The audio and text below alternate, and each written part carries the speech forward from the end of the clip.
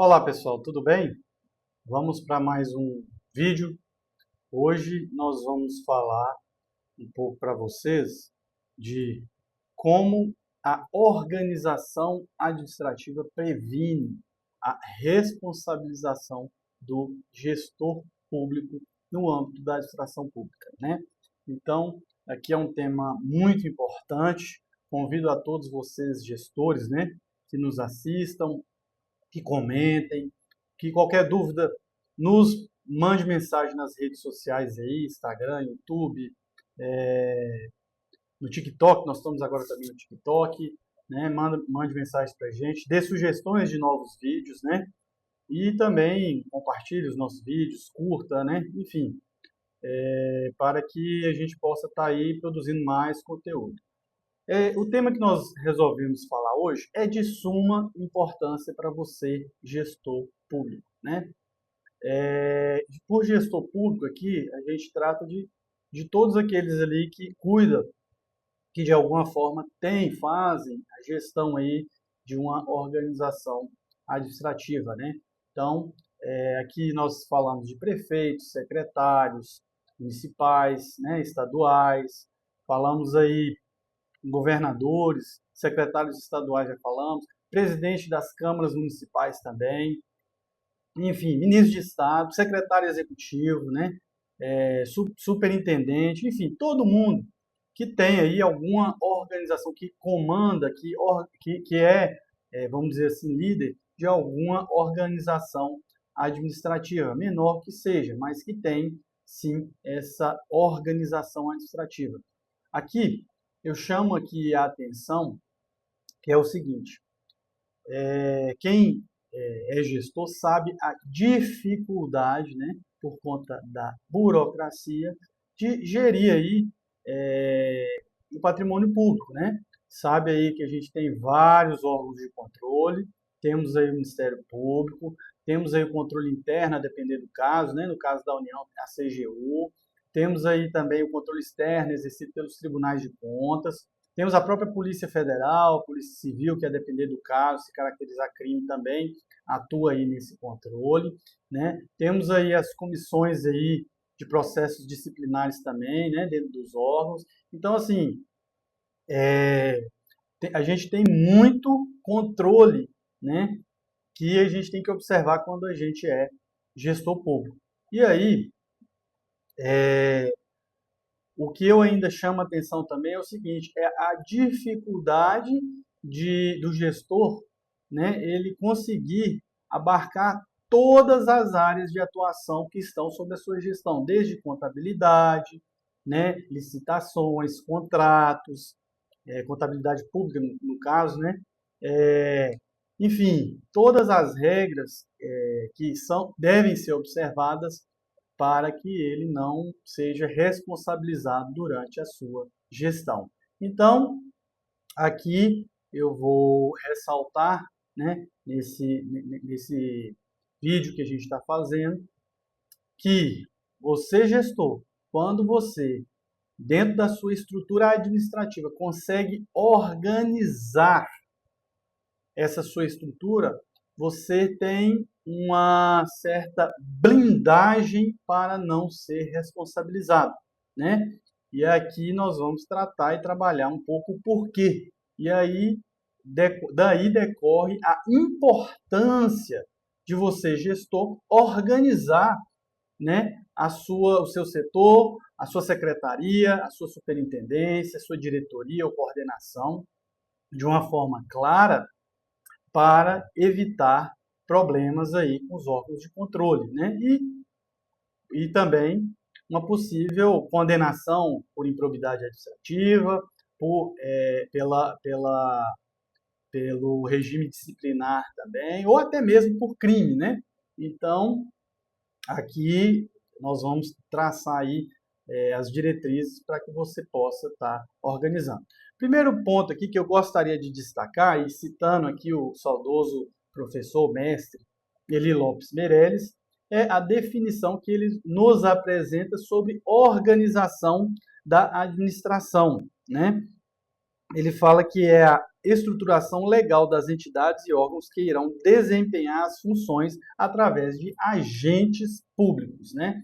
Então, justamente a organização administrativa é justamente a organização, a estruturação, né, ali do órgão público. A gente faz a análise da competência do órgão e distribui dentre os seus setores, a sua organização interna, essas competências, atribuindo cada uma a uma secretaria, uma diretoria, uma coordenação, uma superintendência, para que tenhamos aí uma organização.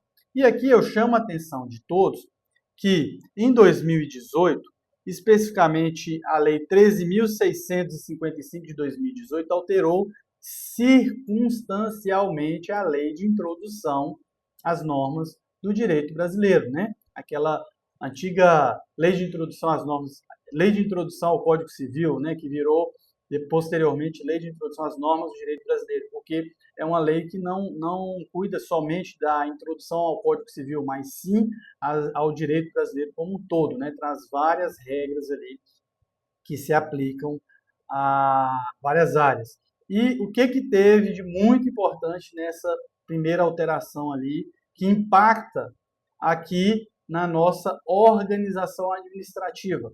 Foi justamente a exigência, né? O artigo 28 vem tratar o seguinte: o artigo 28 da Lei de Introdução, ele passa a estabelecer o seguinte: o agente público responderá pessoalmente por suas decisões ou opiniões técnicas em caso de dolo ou erro grosseiro. Então, a partir de 2018, para que haja a responsabilização do agente público, do gestor, no caso aí, secretário, superintendente, diretor, coordenador, é necessário que haja a presença do dolo ou do erro grosseiro, né? Não basta mais a simples culpa, igual era outrora. Aqui um ponto interessante, quem não conhece a nossa obra, né? Teses defensivas de improbidade administrativa, né?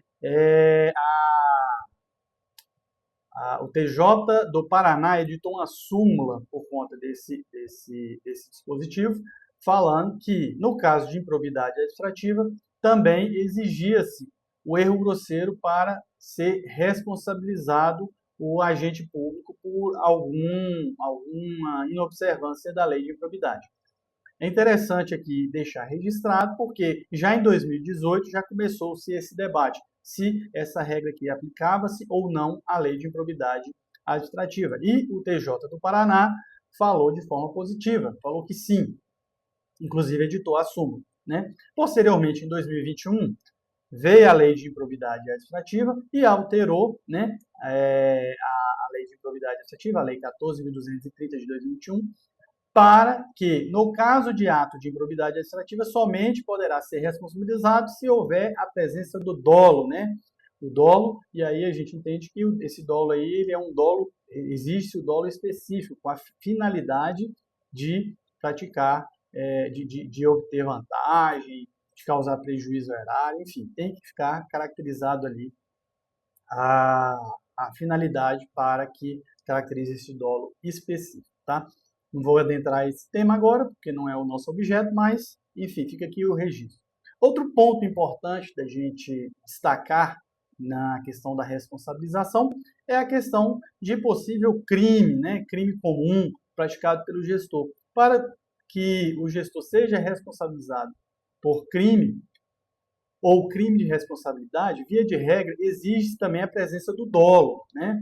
Então, como se viu aqui, para que haja responsabilização do gestor público, a gente precisa, no mínimo, da presença do erro grosseiro, né? Do erro grosseiro ou do dolo, a depender do caso. E aqui, pessoal, vem a importância de vocês, gestores, organizarem o seu setor de forma clara, né? Atribuindo a cada um dos servidores a competência. Por quê?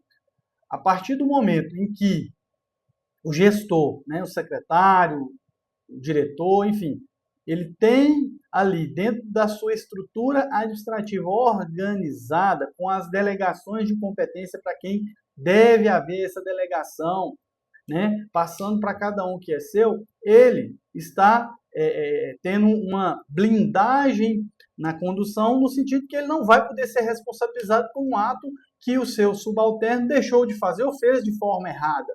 Então, aqui a importância de organizarmos a administração pública. Por quê? Você deixa de forma clara o que é de competência de cada um.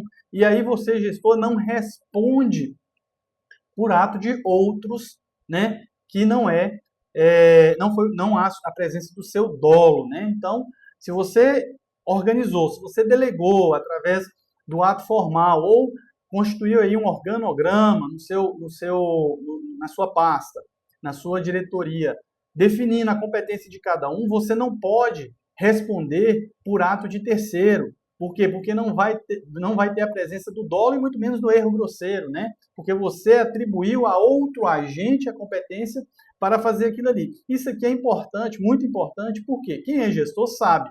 O gestor não consegue fazer tudo dentro da sua organização administrativa. Então, é importante essa organização, né? E atribuir aos demais agentes ali da organização as suas competências, para que o agente não possa estar respondendo, né? Porque se a competência é do gestor e ele não organizou administrativamente a sua pasta, a competência continua com ele e ele deixa ou faz de uma forma errada, né? E se comprovar ali o erro grosseiro ou o dolo, ele pode estar sendo responsabilizado. Lógico que improbidade e crime só se comprovar o dolo. Por outro lado, no regime disciplinar, por exemplo, a gente pode ter uma responsabilização por erro grosseiro. Então, aqui está a nossa dica muito importante para você fazer organograma, definindo as competências, para que não seja responsabilizado por um ato de terceiro. Por quê?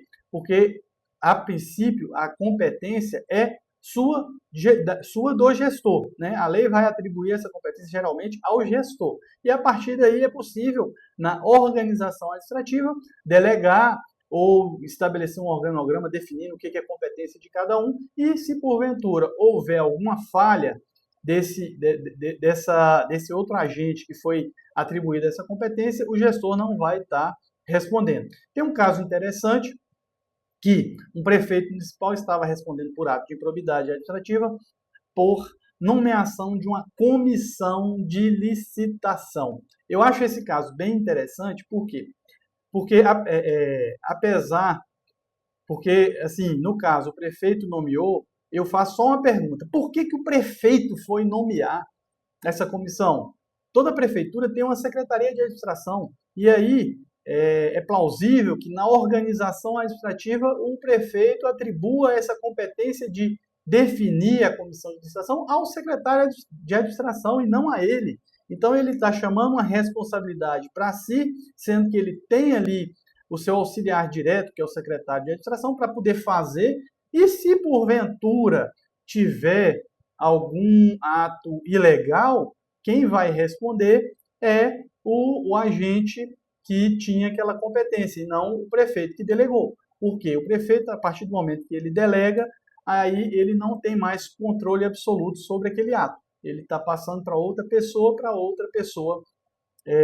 emanar aquele ato. E aí, se essa pessoa ficar comprovado o erro grosseiro ou dolo, esse outro agente, né, ele pode vir a responder. Então, aqui fica a nossa dica. Chamo a atenção mais uma vez a todos para que tenham muito cuidado e tenham uma organização clara, com organograma, definição de competência na organização administrativa do seu órgão, da sua secretaria, da sua pasta, da sua superintendência, diretoria, para evitar, né? Evitar possíveis responsabilizações. Aí, outra dica, né? Essa organização é interna. Olha, essa organização ela tem que ser dada transparência. Nem que seja no boletim interno, você tem que estar publicando, né? No diário oficial, enfim, publique-se para que se dê transparência e, em caso de qualquer investigação sobre aquele assunto, você tem a possibilidade de encaminhar algo que já foi publicado, vai estar certificada essa publicação, e aí, de plano, já vai estar sendo excluído aí de possível responsabilização, né? Então, é isso. Então, assim, cuide, você que é gestor, cuide do que realmente você não pode delegar, que você tem que fazer. As demais, principalmente a parte burocrática da pasta, da secretaria, organize, atribua competência a cada um dos servidores, não tenha receio de delegar, porque você não dá conta de fazer tudo e depois vem a pior parte, que é a parte da responsabilização. Então, se você não organizou e não delegou, você pode vir aí a ser responsabilizado, tá bom? Um forte abraço a todos. Peço mais uma vez que curta, compartilhe, né, os nossos vídeos e até a próxima. Até mais.